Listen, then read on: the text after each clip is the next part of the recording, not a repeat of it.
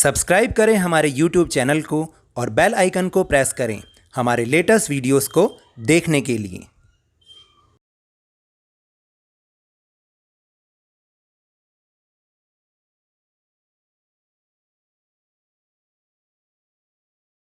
Hello and welcome to Lavneesh sir की class. ये directorate of education GNCT of Delhi की worksheet number 54 यानी कि 54 क्लास 6 to 8 के स्टूडेंट्स के लिए है और यह आपके विज्ञान विषय यानी कि साइंस के सब्जेक्ट से ली गई है। आज हम फिर से एक बार इसमें प्रदूषण के बारे में बात करेंगे।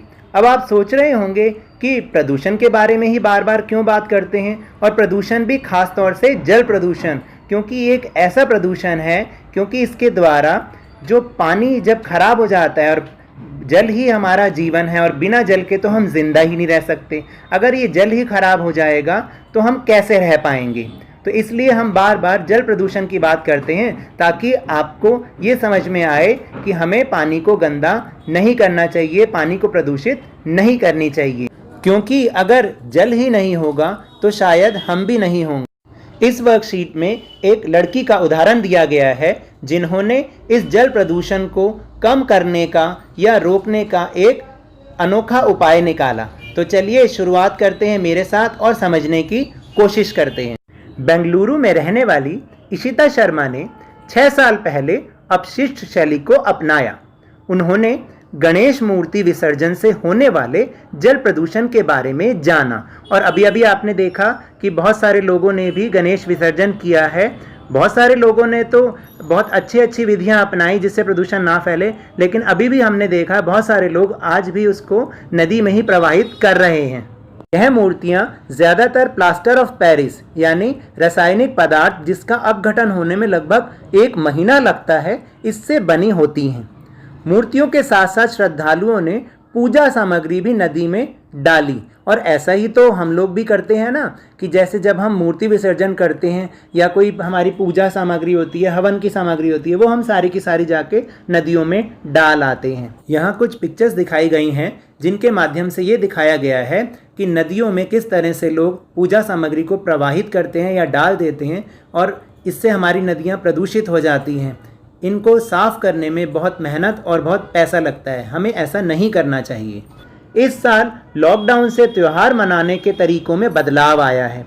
लोग अपने घरों में ही इस भव्य उत्सव को मना रहे हैं, लेकिन इशिता घर में मिट्टी से गणपति की मूर्ति बनाने के आसान तरीके ऑनलाइन साझा करती है।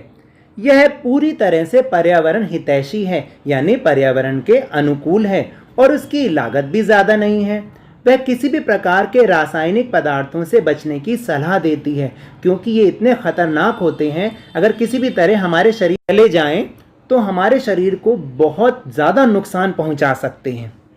उनका कहना है कि आप प्रकृति से मिलने वाले रंगों का इस्तेमाल करें या फिर सीधे रसोई में जाकर हल्दी चुकंदर से रंग निकालें, जैसा कि अभी हमने 2 दिन पहले की वर्कशीट में किया था ना, नेचुरल रंगों के बारे में। लोगों ने मूर्ति बनाने के लिए रचनात्मक तरीके यानी अलग अलग तरीके जैसे चॉकलेट, लाल मिट्टी, सब्जियां और अखबार जैसे जैव निम्नीकरणीय यानी जो कि सूक्ष्म जीवों द्वारा कार्बन डाइऑक्साइड, जल और मीथेन जैसे सरल पदार्थों में तोड़ दिए जाते हैं, ऐसे पदार्थों का उपयोग करना शुरू कर दिया है।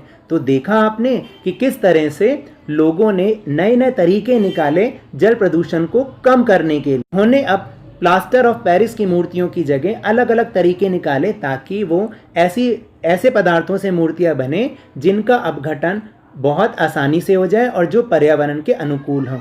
तो अब एक और त्यौहार आने वाला है ना, दुर्गा पूजा, तो उसमें जब हम मूर्ति बनाएं तो इसी तरीके से बनाएं ताकि हमारे पर्यावरण को नुकसान ना पहुंचे, और ये बहुत सस्ती भी बनेंगी, क्योंकि आपने देखा है प्लास्टर ऑफ पेरिस वाली जो मूर्तियां होती हैं, जो बड़ी सजी धजी मूर्तियां होती हैं, वो बहुत महंगी भी आती हैं और सब लोग उसको नहीं खरीद पाते। तो क्यों ना हम अपनी मूर्ति खुद बनाएं नेचुरल रंगों से और ऐसे पदार्थों से जिससे पर्यावरण को कोई नुकसान ना पहुंचे। यहाँ पर कुछ उदाहरण भी दिए गए हैं, देखिए जैसे पत्तों से गणपति जी की मूर्ति बनाई है, सब्जियों से बनाई है और अखबार से भी बनाई है। तो आप भी कोई ऐसा आइडिया सोचें जिससे हमारे पर्यावरण को नुकसान भी ना पहुंचे और जो बहुत सस्ती बने, यानी उसकी लागत भी बहुत कम हो। तो चलिए अब चलते हैं अपने प्रश्नोत्तर की ओर, वो भी बहुत मजेदार हैं। पहला प्रश्न है, लोगों ने मूर्ति बनाने के लिए किन पदार्थों का उपयोग करना शुरू कर दिया है?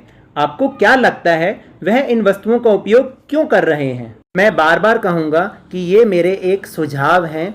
आप अपने आप से भी अपने प्रश्न का उत्तर खुद लिख सकते हैं, क्योंकि बार बार लोग मुझे कमेंट करते हैं कि जो हम सोचते हैं वो पहले ही लिख देते हैं। तो मैंने तो सिर्फ एक सुझाव दिया है, अगर आप चाहें तो अपने प्रश्नों का उत्तर खुद भी लिख सकते हैं।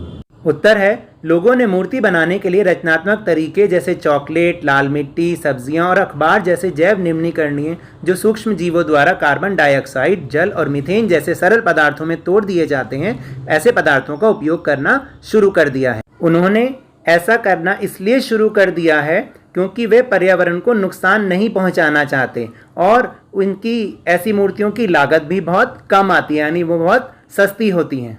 ये अब चलते हैं प्रश्न नंबर 2 पर। निम्नलिखित पदार्थों को जैव निम्नीकरणीय और अजैव निम्नीकरणीय में बांटें, जैसे प्लास्टिक, सब्जियां, अखबार और कांच। जैव निम्नीकरणीय होते हैं जो पर्यावरण को नुकसान नहीं पहुंचाते। अजैव निम्नीकरणीय वो होते हैं जो हमारे पर्यावरण को बहुत नुकसान पहुंचाते हैं। तो देखें इसका उत्तर क्या है। जैव निम्नीकरणीय है सब्जियां और अखबार, अजैव निम्नीकरणीय है प्लास्टिक और कांच। अब चलते हैं प्रश्न नंबर 3 पर। पूजा सामग्री में कौन कौन से अपशिष्ट पदार्थ नदी में डाले जाते हैं? इस कचरे को निपटाने का कोई और तरीका बताइए।